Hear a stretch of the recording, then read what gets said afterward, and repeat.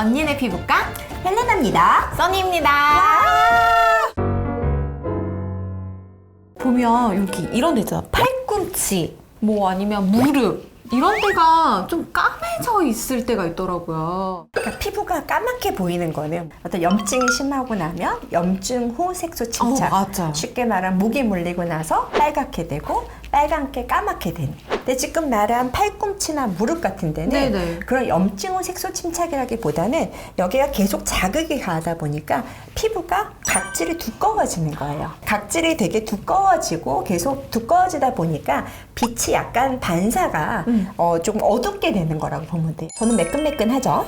왜 나보다 늘 매끈매끈하신 건가? 5% 우리 손수준 할 때 했었죠. 유리아. 아, 유리아. 5% 우레아라고 우레아. 하는 것이 네. 들어있는 거를 여기 발라주면 훨씬 많이 부드러워져요. 그래서 피부가 과각화됐을 때는 네. 부드럽게 약간 녹여만 줘도 훨씬 하얗게 보일 수 있는 어... 그런 성분들이라고 보시면 되고요. 네. 가장 중요한 거는 여기에 자꾸만 이렇게 하지 마세요. 저희가 반복적으로 자극을 주면 피부는 살겠다고 두꺼워지는 거고 대표적으로 각질이 두꺼워질 수 있기 때문에 깨끗하지 않게 보이는 거예요. 근데 엉덩이 밑이 약간 이렇게 까매지는 경우도 있던데요. 근데 그것도 이제 여러 가지 너무 뭐 오래 앉아 있는 경우도 드물게 있을 거고, 그다음에 엉덩이뿐만 아니라 사타구니가 까매지는 남자분들이 좀 생겨요. 저번에 배웠던 사타구니 무좀이요? 무좀이 치료된 후에 아니면 너무 오래돼서 색깔이 까맣게 보이는 경우도 있어요. 그래서 남들보다 이게 이상하게 빨갛고 까맣다 그러면 무좀 치료를 하는 것도 되게 중요할 것 같고요. 그럼 뭐 약국이나 네. 아니면 그런 이런 드럭스토어나 가면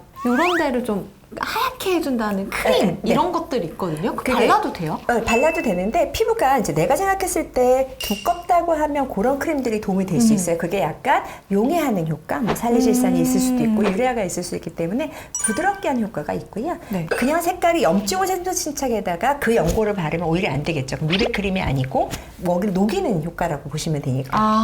그래서 그 기전은 완전히 달라. 염증 색소 침착은 염증 때문에 멜라닌 세포가 활성화돼서 색깔이 진해진 거고, 팔꿈치나 다리가 이제 무릎 같은데 많이 닿아서 된다면 과각화가 된 거기 때문에 과각화된 거를 녹이는 게 필요한 거고. 그래서 그 두 개 구분이 되게 중요해요. 겨드랑이가 까매요 하고 저한테 왔었어요. 아, 5살 네, 애기가요? 네, 엄마가 보니까 매번 여기를 긁고 있더래요. 그러니까 첫 번째 습진이 있었고, 습진이 있으니까 자꾸만 손이 가다 보니까 염증은 색소 침착도 있고 두꺼워진 것도 있고. 그래서 저는 두 가지를 처방을 했어요. 첫 번째, 염증이 생기는 습진에 대한 스테로이드 연고. 스테로이드 연고. 두 번째, 다음에 두꺼워진 거를 푸는 유래아가 포함된 보습제. 그래서 두 가지를 동시에 처리하게 되고, 다음에 엄마한테 말할 때는 빨갈 때, 우리가 염증이 생긴 습진이 생겼을 때는 스테로이드 연고를 조절을 해라. 피부가 하얀데 두꺼워져 있을 때는 보습제를 5% 유래아가 있는 걸 써라. 이렇게 아주 디테일하게 저희가 처방을 드리고 있습니다. 또 하나, 우리 아토피 친구들도 까매져서 오는 경우가 있어요.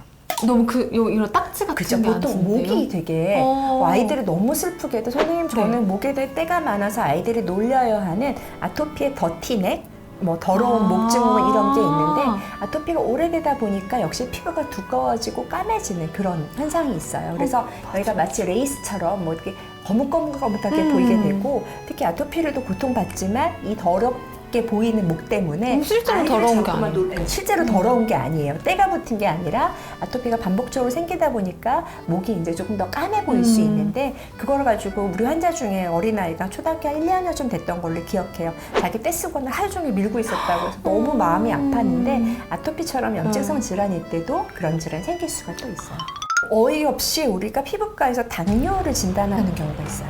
어린아이예요. 네, 어린아이. 초등학교 한 3, 4학년쯤 됐는데 최근에 갑자기 살이 너무 많이 찌거나 아니면 아이가 소아당뇨가 있는 경우에 드물게 겨드랑이가 두꺼워지면서 까매지는 흑색 가시세포증이라는 게 있어요.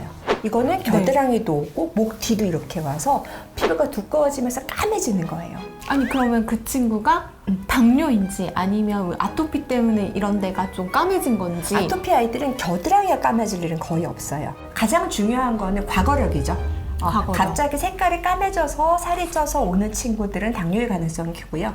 아이 때부터 태열이 있었고 반복적으로 커가면서 목이 까매진 애들은 아토피 피부염이 있는 경우도 있어요. 근데 흑색 가시세포증은 꼭 아이들만의 문제는 아니에요.